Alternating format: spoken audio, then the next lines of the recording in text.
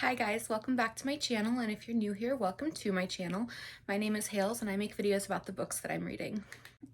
So I don't typically do wrap-ups for the previous month because I read a lot and just like going through all of my feelings about multiple audiobooks that I binged in one day doesn't sound great to me. But there were a couple of books this month that I really enjoyed and I would really like to talk about.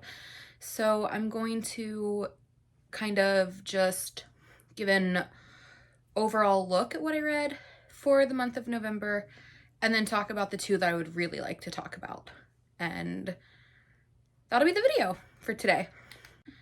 I only have two of these books in physical copies, so I'll try to remember to put pictures up on the screen somewhere when I get to certain series and just try to give a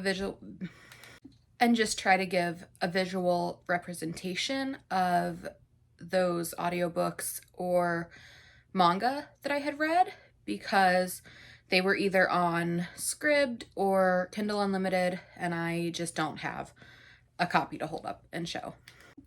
I am going to start with the two that I read that I do have physical copies of. So the first book that I read in November, I started in October when it came out, and then I couldn't focus for whatever reason trying to read on my Kindle, which is kind of funny because now I'm having the opposite issue and I'm like, I just want to read on my Kindle curled up on the couch somewhere. And it was the complete opposite problem for November. So the first book is Good Game by Madison Fox, and this was so good. I am kind of happy that it took me like 3 weeks to read it because I got to savor it and come back to it, and I didn't feel like I was rushing to get it done, and it was just really good.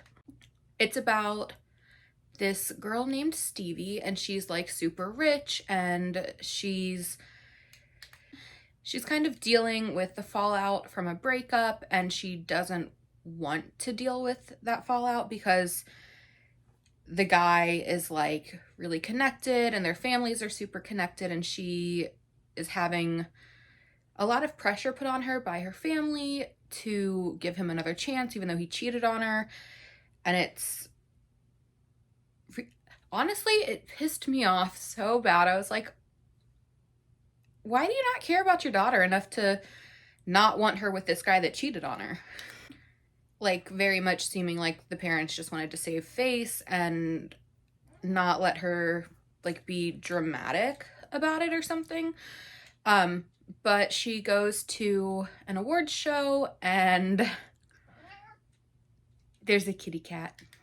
No matter what, as soon as I start filming, if I leave the door to the library open, my cat will come and just like rub up on my legs and start meowing. She is never this nice to me. She has been a lot nicer since getting back from vacation. She did not like that we were gone for like 10 days. Yeah, you didn't like that, did you? But anyway, she hooks up with this masked streamer, and then she keeps thinking about him, but she's also falling for this guy that she meets.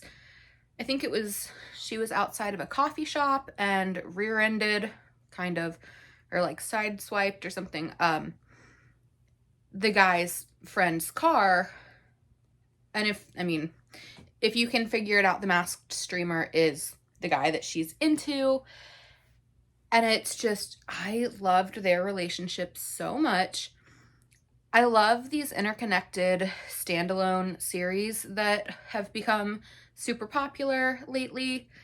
But I also really want more of Stevie and Alex. I thought that they were incredible. But I am really excited for the next book, which is going to follow the publicist and a different one of the streamers, and that's going to be so good as well. But this was really, really good. I don't say that like I was surprised. I knew this was going to be good, so just from the description. but it was fantastic. I believe I rated it 5 stars. I might have also said that if I could rate it 6 stars, I would have, because it was that good. But one of my top 10 books of the year, if not like top 3. Not only that, I opened this to a fantastic page. Yeah. I wanted to talk about how pretty the book is, and I opened it up to a crazy page. Can I show this one on camera? Because I might. No. Okay. Spicy book. Spicy rom-com.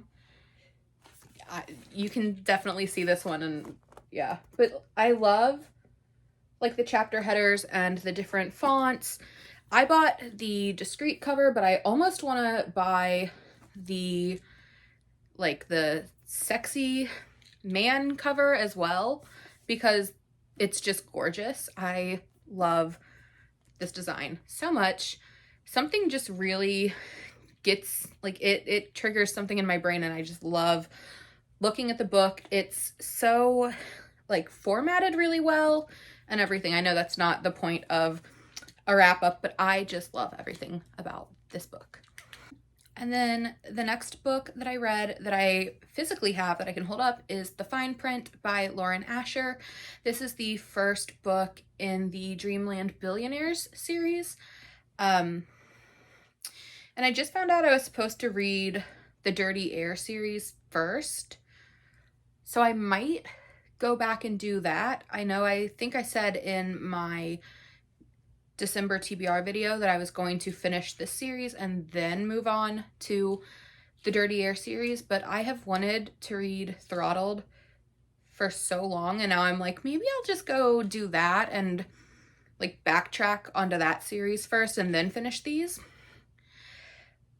And this was really good. Don't get me wrong. I think I might have given it 4 stars. It's yet another gorgeously formatted book. I just recorded an entire clip and was not actually recording.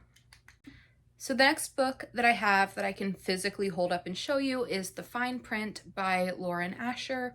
This is the first book in the Dreamland Billionaires series, and I did enjoy this book. I don't want to come across as I did not enjoy it, because it was very good. I think that I ended up rating it 4 stars. I don't think that I gave it 5, but it was definitely a higher end rating star-wise. So this is about Rowan and Zara, and Rowan is an heir to a theme park empire called Dreamland. It is the Dreamland Billionaire series, and he has to accomplish something to actually get his inheritance and not have it all go to his father, who is a fairly shitty human. I know, Pepper. So he has to like work in the park and make changes and do all this stuff in the theme park to get his inheritance. So he starts out just going to, like, there's a meeting he goes to, and he meets Zara there, and they don't strike up a friendship because he creates a whole other guy and starts texting her, and then has to come clean about that. I don't know if I would consider that a spoiler. Obviously, he would have to come clean about that. My issue with this book, while I was reading the first, like, 60%, was that it felt very slow.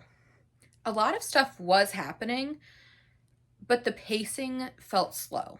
And I don't know how to explain that, because I feel like I'm the only person that has felt that way. I haven't seen it mentioned in any other reviews. It just felt a little slow, which is not to say that it was bad or the content was boring, because I was entertained the entire time. I really thoroughly enjoyed it. But the last 40 or so percent, I really enjoyed. I really loved. So I'm really excited to move on to terms and conditions. And I'm only like 10% into that right now and really enjoying it a lot more. And I don't know if it's just the trope. I'm not super into the workplace romance trope. It's not my favorite. Maybe that's part of the reason that I thought it felt slow, because I was like, oh God, we have to be at work. Like, okay, going to work now. Just like that mental block that you get, you know? And then the other one, the sequel, starts out and is already like just right in the middle of the action, and you're thrust into like an ongoing story that you kind of have to make the connections to. I mean, you're told everything, but you're like immediately like, oh, okay, do I like this couple or not? Because they're getting together. And so I really liked that even more than the pacing of this one. And I think it's definitely partly the trope, and just I really have no words to describe how I was feeling about it, which is fine. I mean, it was still very, very good. I want to make that known. I really thoroughly enjoyed the book. And then I think the next thing that I read was a book called Passion or Penalty. And it was a hockey romance, and I think it was clean. I'm not sure. I don't remember it being super spicy, which isn't gonna deter me from not reading a book if I'm interested in it. But it was like a 4-hour audiobook, and I listen on 3 times speed, so I got through it really quick. It was just a nice palate cleanser. The romance was cute. It was another workplace romance, kind of. Because it's a hockey team, and she was working like, no, it wasn't.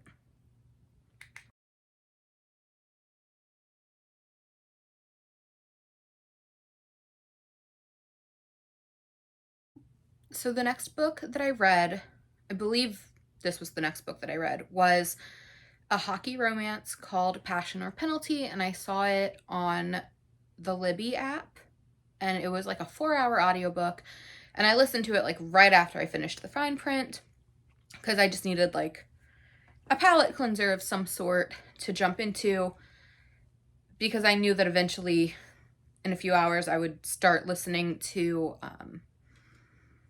like an FBI thriller kind of series that I'm also going to talk about. Passion or Penalty was really good. It was very short. I listen on 3 times speed, so it wasn't a lot of time. It wouldn't have been if I'd listened on 1 time speed at 4 hours for it, but I got through it really quickly, just like playing a matching game on my phone and listening to it, kind of unwind and relax before bed, and it was really cute. And I think there's 3 or 4 more in the series following other hockey players, which I really love. I know I said something about the interconnected romance trend that has been going on the last couple of years, and I really like that. And I also really like it when it's in like novella form, because you can get through a lot more and see a lot more of those worlds. Like Kat Baxter, Hope Ford, Nicole Rose, those kind of super short little novellas, especially when they're all those authors writing them together. Love that. That was not the point though. Back to the books that I read in November. There are only 2 other series that I read that I will talk about. So I watch, Gavin Reads It All. He changed his name on YouTube. And he's been super into One Piece lately and talking about manga and stuff. And I was like, I kind of want to get into manga. This is quite inspiring. So I looked up what was on Kindle Unlimited that I could get into, and I found one called Deathtopia. And I was like, oh, that title seems really interesting. And then I read about it, and it's like this kind of paranormal serial killer-y kind of thing, and it's this giant conglomerate of these different, like, they call them cheaters, and they all have a different power, and they do really weird things when they kill. So I started reading those, and I read the first 6 volumes of those on Kindle Unlimited. And now I have to buy the last 2 because they're not on Kindle Unlimited. And I didn't realize that when I started them. I'm so upset because I was binging them and reading them so quickly. And then they're like, oh, 7 and 8 are not on Kindle Unlimited, which is fine. I'll grab them eventually, probably in the next couple of days. But they were so good. I'm like, this is a great introduction to manga, because the last time I read anything that was like manga, I don't know if they count, but I think it was when I was in elementary school reading like Captain Underpants, or the one I really, what was it? Like Super Diaper Baby was one of them. I read those in elementary school, and that was the last time that I really like sat down with that kind of medium and read that kind of story, or a story presented in that way. So I really enjoyed it, and I'm really liking where the storyline is going. There was one that I was like, oh, it's not really doing it for me, but I'm glad that I kept going, because I think that I was rating them 4 or 5 stars, and then that one was like a 3-star. It was not my favorite. But yeah, I love that like mystery serial killer kind of aspect to it. So I'm looking for more like that. And then the last series of audiobooks that I was listening to, I listened, I think, to 6 of the Jesse Hunt audiobooks. They're by Blake Pierce, and they're this like super long series about, I think she was an FBI agent. At this point, she's not. And I'm on like book 17 right now of, I think 32 are out, which is insane to me. If you saw that I swear he publishes a new book every 2 weeks. There's this whole conspiracy theory about it. Very interesting. I might link that, the Reddit subreddit thread. I don't know. I don't use Reddit. But I might link that in the description because it's insane. I say it's insane. It's not that crazy. But I think I read 6 of those, and I'm in the middle of one right now. I think. Did I finish it? I don't know. But there are 32 of them. I'm like halfway through the series, and it is so much has happened. They're like 170 pages each. And so it started out like with her father, who was a serial killer, and his like prodigy, or some guy that just really, I think he tried to imitate her father. I don't know. And now it's like there's all this other stuff. I don't want to spoil that. That would have been a spoiler. If you've read them, you know. But it's gotten to it's so different from where it started, but I really love how it's going. It feels like listening to Criminal Minds or something. Like, I like how it's evolved. So that was really good. I usually rate them like 3 or 4 stars. They're not fantastic works of literature, but they're entertaining. They're also good palate cleansers after reading like a dark romance or something. Just hop into this thriller and listen to her catch it takes place in Los Angeles, and it's always like hoity-toity kind of rich people drama, which is also very nice. I love rich people drama. But that's a lot of what it is. So it's a good palate cleanser after kind of dealing with like a dark romance or just reading like 4 hockey romances in a row. They're nice to jump into as well. So I really enjoyed those. And I would go into more detail about those if I didn't think that I would end up spoiling something, because there's so much that has happened with the dad and the copycat killer, and just so much has happened. Like, because I almost just said the spoiler, because it's not 17 books in, like it's just a thing now. But I don't want to say it because it is really good, and I really think that other people should read them if you have Scribd, or I think the first book is on Kindle Unlimited. You can also typically get the first book of his series for free on Kindle. Yeah, I'm not sure if they're in Kindle Unlimited or not, but they're on Scribd. And I believe that the ebook is on Scribd as well. So if you read on your phone, then that's there. But I listen to the audiobooks and they're super quick. I think the longest one was about 8 hours. And again, I listen on 3 times speed, so it comes out to about 3 hours, which is not bad for a book when you're just like